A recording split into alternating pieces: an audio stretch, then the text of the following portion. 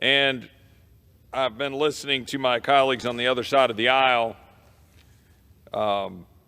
decrying the alleged lack of action by those on my side of the aisle with respect to gun violence and with respect to guns generally.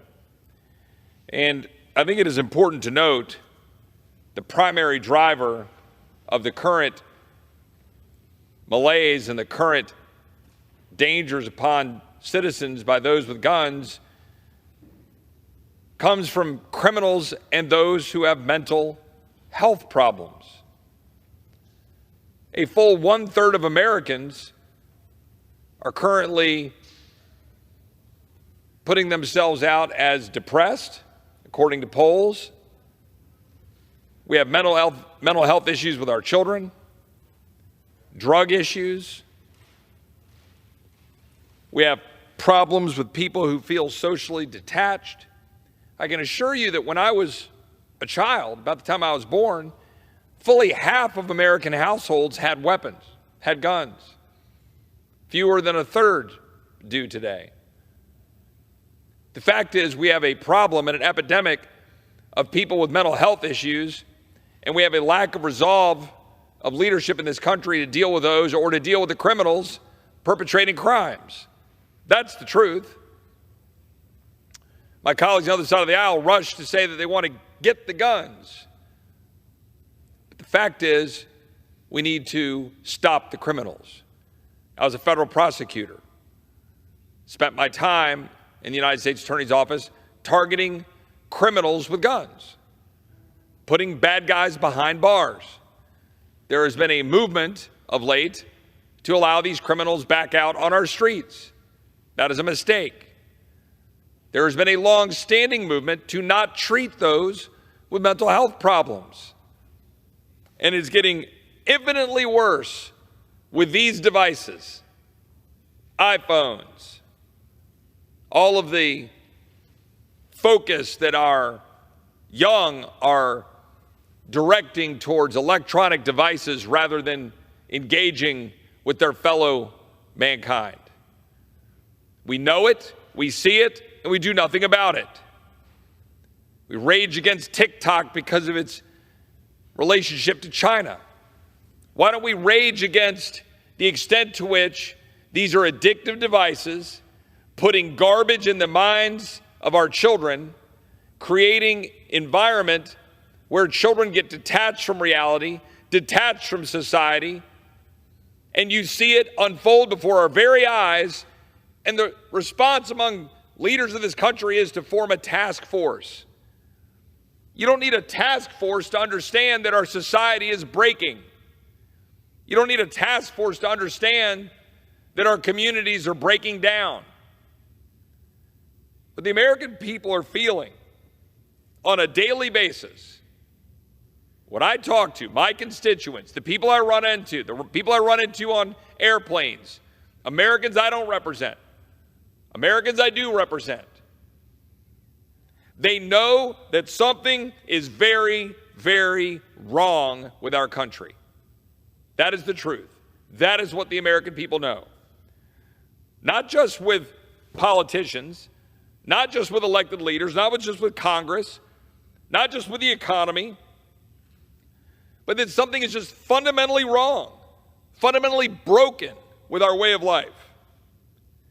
And they're not wrong. Just a couple of weeks ago, we celebrated Independence Day. And one line from that document, which was written specifically about and to King George, signing the death warrants for all those who signed it, he said, Jefferson wrote, they said, he, the king, has abdicated government here by declaring us out of his protection and waging war against us, end quote. How different is that from our current situation?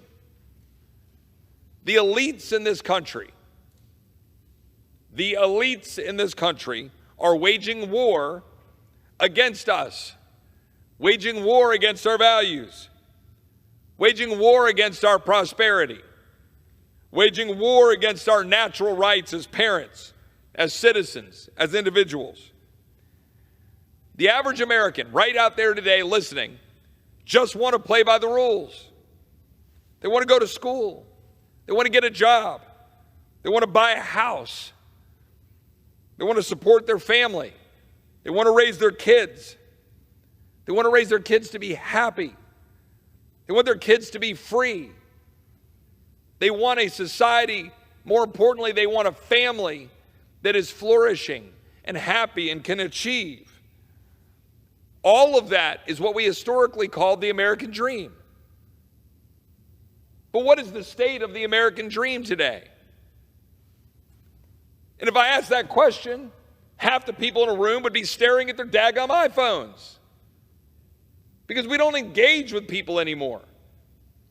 If I said this in the middle of a meeting of my colleagues, if I said it in some room, I go to a restaurant, how many times do you see everybody just staring at these things? The question here is, what happened to the American dream? My colleagues, if they were in this room, and of course they're not, I would ask, do you believe that the American dream can be achieved by your children, by your grandchildren today? Do you believe it? Do you believe it is attainable? Do you believe that if you play by the rules, that they will achieve the dream? Or do you think that the rich and the powerful, the large corporations, the government, your own leaders are rigging the system to protect their own status, to protect their own wealth against your freedom and your prosperity? We have a system where too often today, crony policies help big, woke corporations make windfall profits while families struggle with inflation and small businesses struggle to stay afloat amid a mountain of regulatory burdens and costs. That's the truth. Everybody I talk to can't afford labor. They can't afford their supplies. They can't afford a car. They can't buy a new vehicle because it's been regulated to death. They can barely afford their electricity bills. That's the truth of everyday Americans right now, and they're wondering why. What happened to that American dream? The elites, on the other hand, bailed out Wall Street. They forced Main Street to pay for it. Now they're doing it again. Wall Street got a $1 trillion bailout after a heavy hand in tanking the economy. And they're making more money than ever now. This year, the federal government gave a $22 billion bailout to Silicon Valley Bank and Signature Bank in New York. The administration only cares about their own. Treasury Secretary Yellen said smaller regional banks wouldn't get the same treatment. What exactly does too big to fail mean? Too big to fail means I'm going to protect the fat cats down the street, but you at home are left holding the bag. Since 2008, corporate profits have increased by 250% in the last 15 years. Hourly wages have increased less than 50%.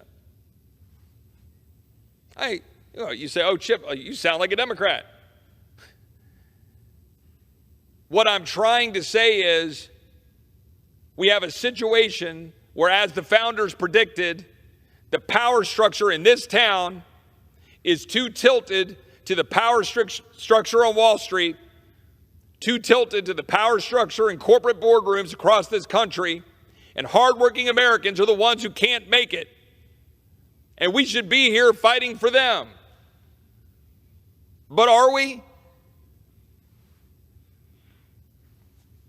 In 1989, the typical American could provide middle-class essentials for a family of 4 by working 40 weeks a year, leaving time for vacation or holidays.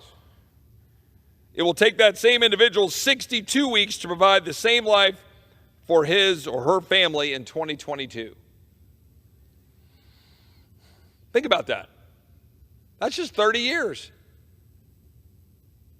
What are we doing? The political elites ship jobs overseas while enriching themselves off the Chinese communist officials who are taking those jobs and threatening our supply chain. And what do? We respond with the CHIPS Act. Don't blame me. The CHIPS Act, which basically just increases that flow to China. It's nuts. You can't even make it up. But that's what we do in the People's House.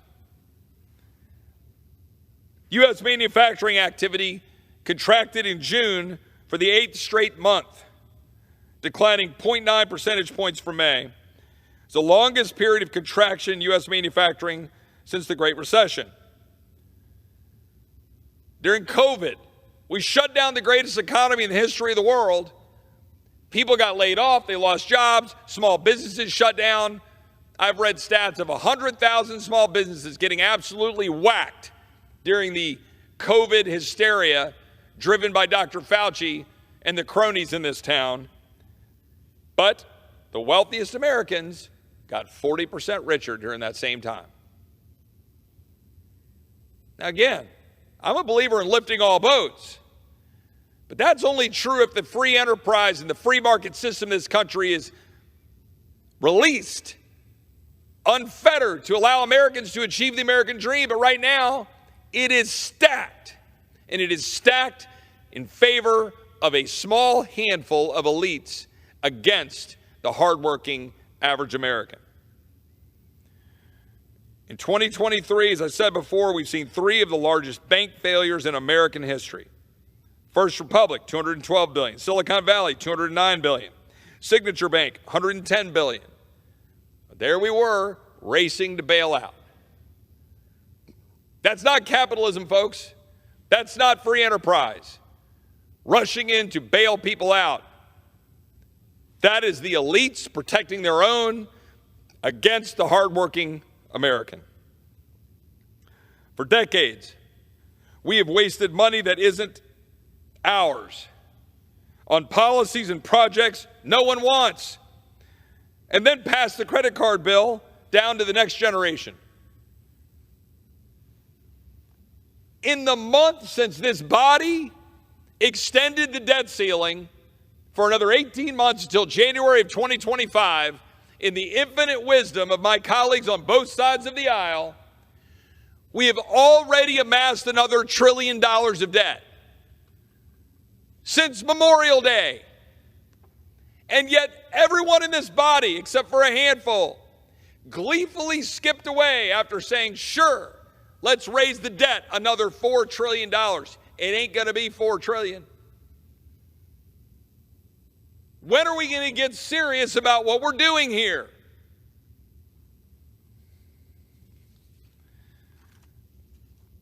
What about wars? We are now 21 years, 22 years into the authorization of the use of military force post 9/11, and we've not updated it. The 2002 authorization of force in Iraq, Saddam Hussein's been dead for 15 years. It still exists. We have an authorization of force from 1991, still exists. 1957, still exists. Why?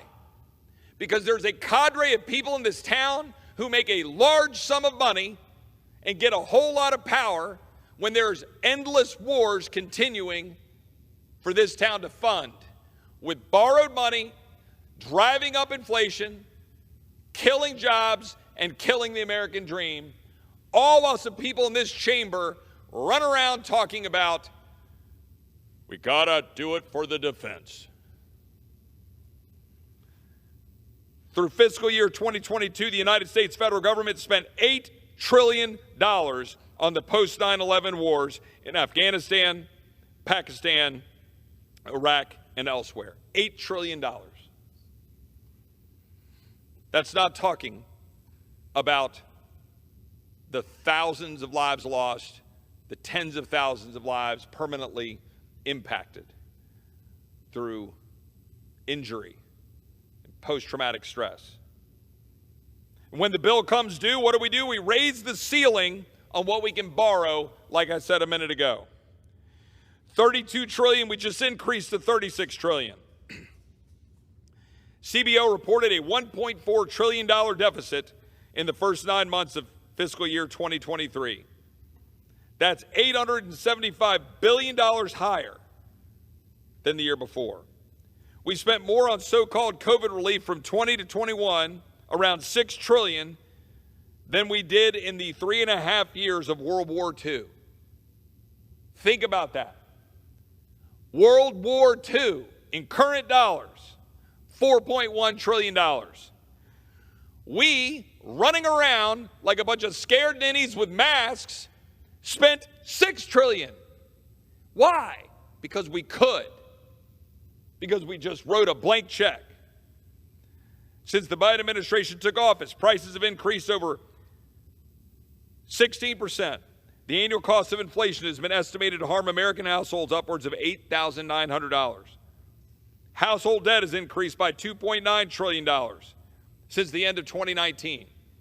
Household debt has increased $2.9 trillion since the end of 2019. In the first quarter of 2023, aggregate household debt increased by $148 billion. Think about this. How about education? We just want the taxes that we pay to teach our kids what they need to know to succeed in the real world. But teachers' unions and bureaucrats want to teach them that merit and achievement are bad, that skin color defines all of us, that there isn't man and woman, and that America is evil. Meanwhile, those same elites want to undermine the basic parental right to raise their children in their own values and push harmful gender ideology on them. In Cupertino, California, third graders were required to deconstruct their racial identities and then rank themselves according to their power and privilege. In Evanston, Illinois, students listened to Not My Idea, a book about whiteness, which states that whiteness is bad. An advisory board in Virginia's Loudoun County Public Schools demanded that teachers be dismissed if they criticized the district's equity training inspired by critical race theory. The president of the American Federation of Teachers vows the union will, quote, fight culture warriors that want to deprive students of a robust understanding of our common history. In Lexington, Massachusetts, fourth graders were taught to articulate what gender identity is and why it's important to use non-binary language. They give our kids pornographic and sexualized books, such as Gender Queer, a Memoir, an explicit pornographic book. Flamer, good grief, a graphic book about young boys performing sexual acts at a summer camp. This book is gay, a book containing instructions on the, quote, ins and outs of gay sex. I'm on the floor of the House of Representatives and I'm reading this garbage. Our kids are being given this garbage, and you want to know why parents are dismayed, why parents are frustrated, why the American people are left scratching their head saying something is terribly wrong. At Round Rock ISD in Texas, at Walsh Middle School, a training presentation instructed teachers not to tell parents if a student tells them they identify as transgender or non-binary. When the children of the elites go to the right schools, they get the right jobs. Everyone else gets to rack up debt to get a job in a hamstrung economy with a useless degree that is based more on indoctrination than on education. Tuition skyrocketing. We're not even able to afford the garbage education that the elites are foisting on the American people. Now, if you get through that maze, you want to buy a house, you can't. You can't afford it. In 1985, the average single-family home was $82,800. In 2019, they would have spent $313,000. In 2020, $391,900. And in 2022, it reached $540,000. How can you afford that? 30-year mortgage rates have gone from 2 to 3% to 7% in under a year. In 2021, with sub 3% interest rates, a $400,000 home cost $604,000 over 30 years. Today, with 7% interest rates, that same $400,000 home, which you can't even get in most places in this country, costs more than $1 million over the 30-year span. Interest accounting for 157% of the home price. Think about that. Earlier this year, mortgage demand plunged to the lowest level since 1995. Now, what about health care? A system where crony policies help big corporations make windfall profits while families struggle with inflation and small businesses struggle to stay afloat. According to the Bureau of Labor Statistics, medical and health service managers, which are described as managers that, quote, plan, direct, and coordinate the business activities of healthcare providers, i.e. bureaucrats. They might be private bureaucrats, but they are very publicly funded bureaucrats through private corporations, so-called. They are slated to see a 32% growth in jobs from 2019 to 2029. Not doctors, bureaucrats. This is compared to a 4% growth rate for physicians and surgeons, if we can even get them educated. Health insurance companies rake in roughly $1 trillion per year. Health and medical insurance companies place second in biggest industries by revenue in the United States, only behind retirement and pension plans. I want to pause for a second. I was blessed to go to the National Museum of Military Vehicles in Du Bois, Wyoming, 2 weeks ago when I was there around Independence Day. That museum is incredible, by the way. I recommend it to all listening. And a large part of the museum is dedicated to what we achieved in World War II. And if you ask the average American what we achieved in World War II, at least those who were educated and informed enough to even tell you what World War II was, they would tell you that we beat Nazism, we beat Hitler, we beat Imperial Japan. Again, that's if we're lucky. But the fact is, it was an unbelievable demonstration of American industrial might. Absent our industrial strength, we lose. That's the truth. If we had not been able to develop what we developed, to take our manufacturing capacity and build thousands of planes, thousands of Jeeps, thousands of boats, thousands of guns, there is no way we would have been able to carry out what we were able to carry out in World War II. Now come back. What I just said, what is our number one industry? Retirement and pension plans. What's our second? Medical insurance companies. We have major financial institutions. Where is our industrial base? You want to beat China? Good luck. Mind you, they drove us all the way back in Korea in 1951, the Chinese did, or two, somewhere around there. Here we are talking about beating China, and we don't have the industrial capacity to sneeze at China right now. And that should worry everybody in this chamber. But instead, we get nothing but fits of angst over social engineering, over equity, over LGBTQ, over all manners of apologizing for past sins. We have a world to go engage in. The deals they strike with the government, these healthcare bureaucrats, most recently through Obamacare, guarantees their growth. Anthem had a 344% increase in government revenue from 2010 to 2020. United Healthcare, 198% increase in government revenue during the same period. Cigna, Anthem, United Healthcare, and Humana have seen an average increase of 562% in their stock prices from January 11 to January 2021. In 2016, 60% of the nation's top 5 health insurance revenue came from Medicare, Medicaid, up from $92 billion in 2010. In 2022, big insurance revenues reached $1.25 trillion and profits almost $70 billion, a 300% increase in revenue and a 287% increase in profits.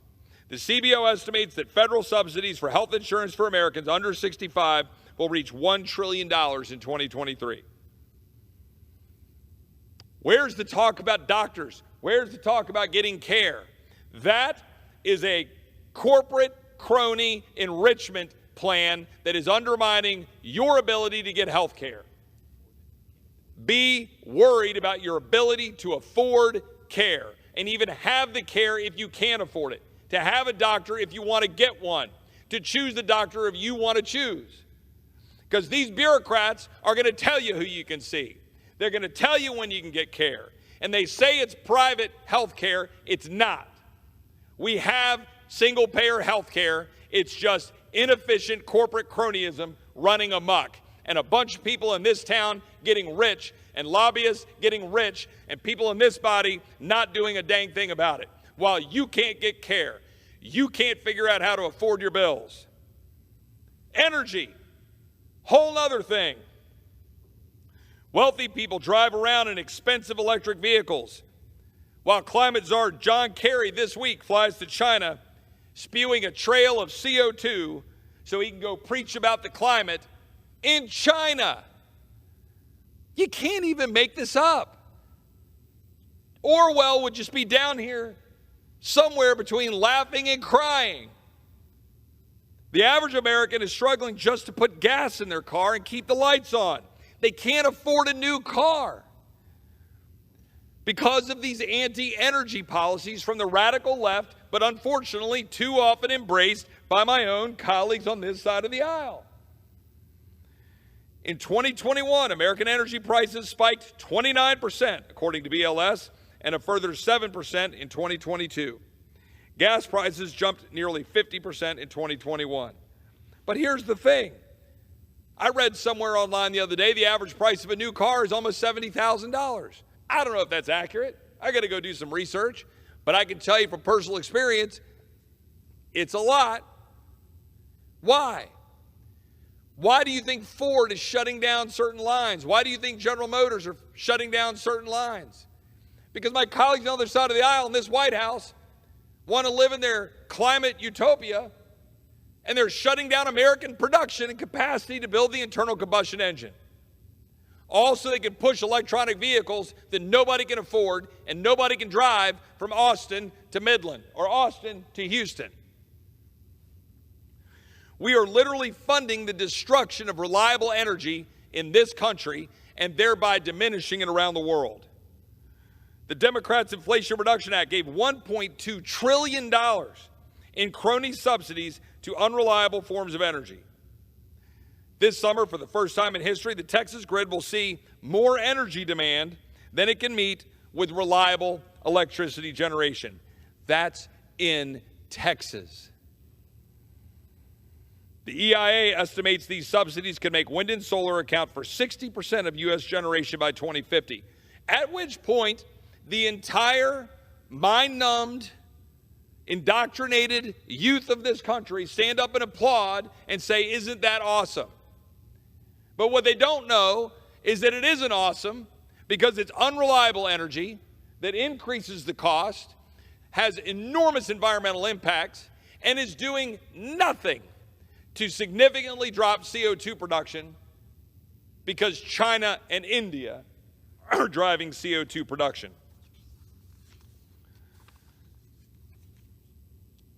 These same climate doomsayers try to sell us unreliable, more expensive energy policies which empower our enemies, the Chinese Communist Party. Chinese companies are eligible for these climate credits that we just passed. Again, you can't make this up. Can you imagine in 1939 saying, hey guys, I got a good idea. Let's create a way for the American taxpayer to subsidize Adolf Hitler. But we're doing that. We're going, oh, let's go subsidize the Chinese Communist Party. 80% of the solar panels installed in the United States come from Chinese firms. China controls 77% of EV battery manufacturing. Meanwhile, China's building 2 new coal power plants per week in 2022, as they did, on top of the 1,100 coal-fired plants they already have. We have about 250. And we're running around whining like a bunch of losers, apologizing for our ability to produce reliable energy and clean-burning natural gas. And we're not building any new nuclear power. We're just running around saying, subsidize, subsidize, subsidize wind and solar so we can weaken our grid, empower the Chinese, also so people can feel good about themselves while they drive their Tesla around. What the average American notices all around them, in every part of their daily lives, is a systematic political, cultural rot. And I use that term rot intentionally. When something rots, it decays from the inside. Even though it looks fine, it's falling apart. As some have noticed, and they've said America will not lose to a foreign enemy, we will lose to ourselves. And even though they might not see it, every American can tell that something is not right. They can tell that something is amiss. There's something rotten in this country right now because that's what we're seeing happen to our way of life. My friends on the other side of the aisle love to lecture us all about the importance of our democracy, quote unquote.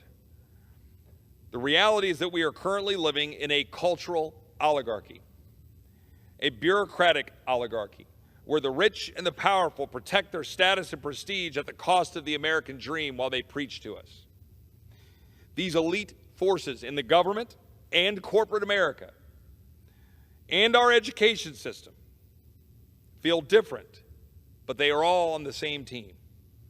They are people who profit, even as the rest of us suffer. They are the ones who set the rules. They are the ones that destroy anyone who steps out of line. They are the ones who rig the system from far away so that we don't notice the rigging. The rigging starts here in Washington, but it oozes into the school board meetings. It oozes into the local council meetings. It oozes throughout the corporate boardrooms, the HR offices, through the television shows. There's an expression in Texas, all hat, no cattle. The lesson it imparts is that if you want to talk a big game, you need to back it up with action. The American people are fed up with words. They deserve action. We can't promise a wall and not build a wall. We can't say we're going to protect freedom and then cave to Dr. Fauci and let him retire scot-free. You can't tell Americans you're going to protect their money and then get distracted in hiding behind Hunter Biden's drama and his family's money.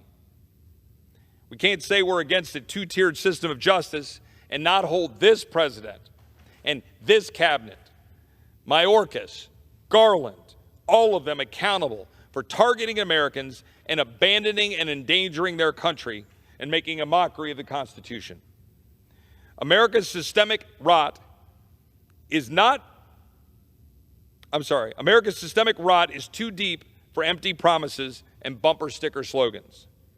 America deserves leaders who are not ashamed of the country they lead and do not make us ashamed of them. They deserve leaders who not only see the dangers of preventable decline, but ones who will actually fight to defend it. We cannot back down. We cannot shy away from the fight. Right now, today, on the floor of the House of Representatives, this week, next month, through the appropriations process, through the end of the year, all next year, heading into a presidential election, we are fighting for the soul of this country. That is what is at stake. To borrow from General Washington, on July 2nd, 1776, the fate of unborn millions will now depend, under God, on our courage and our conduct. We have, therefore, to resolve to conquer or die. That's the kind of resolve America needs from us, from this country, from Americans. That's what we owe the American people. As deep as the rot currently is, we cannot let it continue to destroy and undermine the American dream. We are duty-bound to save that American dream for our kids and our grandkids. That's the truth. It's time for Americans to win again. That's our calling in this chamber.